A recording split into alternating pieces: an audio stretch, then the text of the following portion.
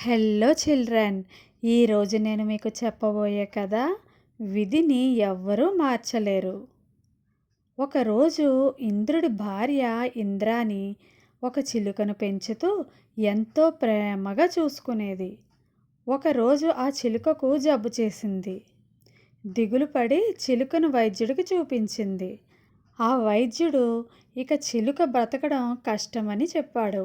ఆ మాట విన్న ఇంద్రాణి పరుగు పరుగున ఇంద్రుడి వద్దకు వెళ్ళి, మీరేం చేస్తారో నాకు తెలియదు, నా చిలుకను బ్రతికించండి, లేదంటే నేను కూడా చనిపోతాను అని కన్నీరు పెట్టుకుంది. దానికి ఇంద్రుడు, దీనికే ఇంత ఏడవడం ఎందుకు?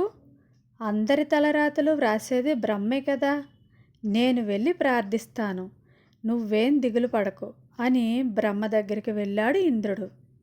ఇంద్రుని ద్వారా విషయం తెలుసుకున్న బ్రహ్మ, నేను తలరాతను మాత్రమే వ్రాస్తాను, దానిని అమలుపరిచేది మహావిష్ణువు, కావున మనం విష్ణువు దగ్గరికి వెళ్దాం పద అంటూ బయలుదేరారు. వీరి రాకను గమనించిన మహావిష్ణువు వారిని ఆహ్వానించి విషయం తెలుసుకున్నాడు. నిజమే, ప్రాణాలు కాపాడేవాణ్ణి నేనే, కానీ చిలుక ప్రాణం చివరి దశలో ఉంది. మళ్ళీ ఊపిరి పోయాలంటే శివునికే సాధ్యం. మనం ముగ్గురం ఆ పరమశివుణ్ణి ప్రార్థిద్దాం పదండి అన్నాడు. ముగ్గురు శివుని వద్దకు వెళ్ళి విషయం చెప్పారు. శివుడు ఇలా అన్నాడు, ఆయుష్ పోసేది నేనే, కానీ ప్రాణం తీసే పని ఆ యమధర్మరాజుకు అప్పచెప్పాను. మనం వెళ్ళి యమధర్మరాజును అడుగుదాం పదండి అంటూ అందరూ కలిసి బయలుదేరారు. ఇంద్రుడు, బ్రహ్మ, మహావిష్ణువు, శివుడు అందరూ యమలోకానికి రావడం చూసిన యముడు వారిని సాదరంగా ఆహ్వానించి విషయం తెలుసుకున్నాడు. అయ్యో, అదేమీ పెద్ద పని కాదు. మామూలుగా చావుకు దగ్గరగా ఉన్న వారి పేర్లను వారు ఎలా చనిపోతారో అన్నది ఒక ఆకు మీద రాసి గదిలో వేలాడదీస్తాము. ఏ ఆకు రాలి కింద పడుతుందో వారు ఆయా సమయంలో చనిపోతారు.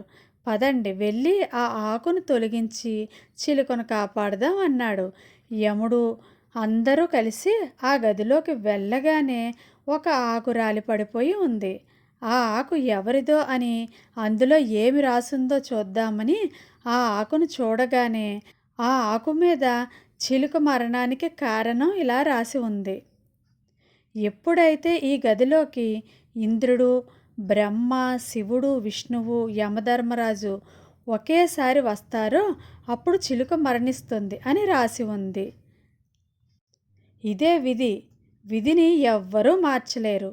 జీవించి ఉన్నప్పుడే ఇతరుల మీద ప్రేమను చూపించాలి.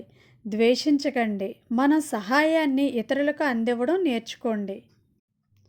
అదర్రా పిల్లలు, విధిని ఎవ్వరూ మార్చలేరు.